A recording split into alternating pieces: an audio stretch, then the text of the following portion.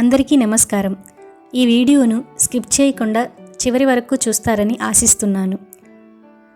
ఈ వీడియో గనక మీకు నచ్చినట్లయితే లైక్ చేయడం మాత్రం మర్చిపోవద్దు.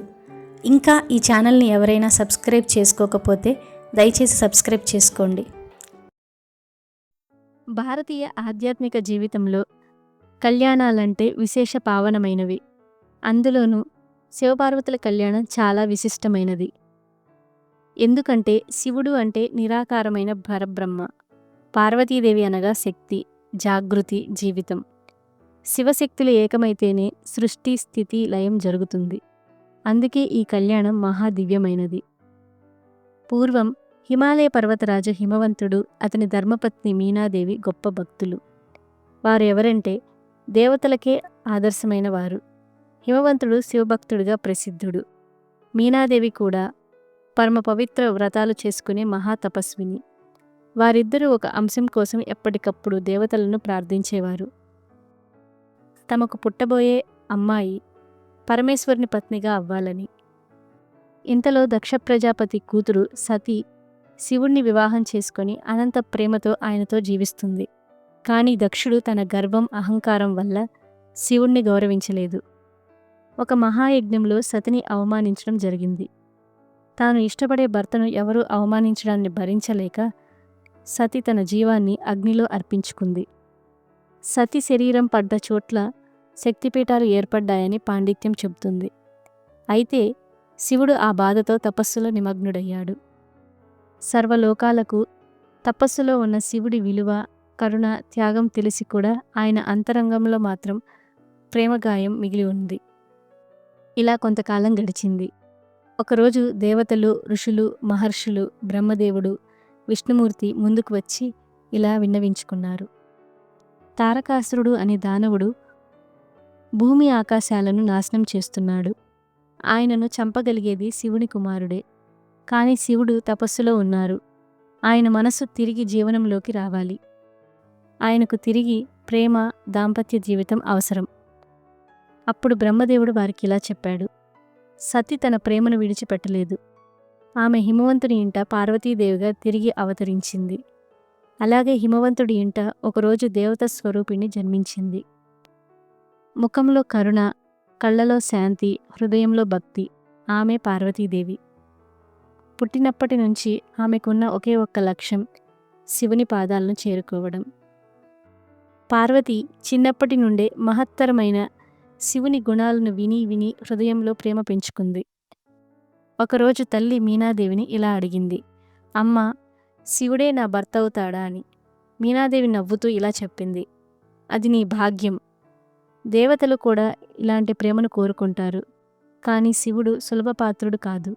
ఆయన హృదయాన్ని పొందాలి అంటే దీర్ఘమైన తపస్సు చేయాలి. అప్పుడు పార్వతీదేవి తపస్సు చేయాలి అని నిర్ణయించుకుంది. అడవికి వెళ్ళింది.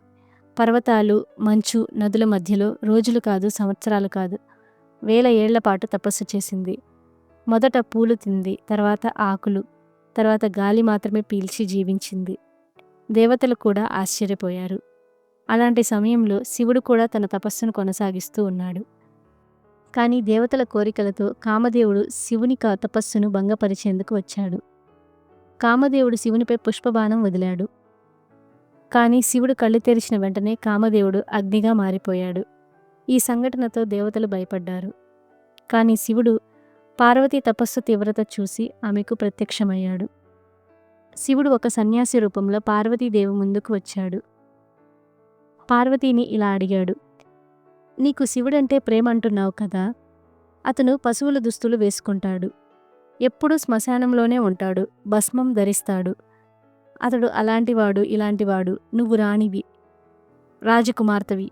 అతడు నీకు సరిపోతాడా అని. అప్పుడు పార్వతీదేవి, ప్రభు, శివశక్తి లేనిదే జీవం లేదు. నేను శివుడికి వేరుగా ఒంటరిగా ఉండను.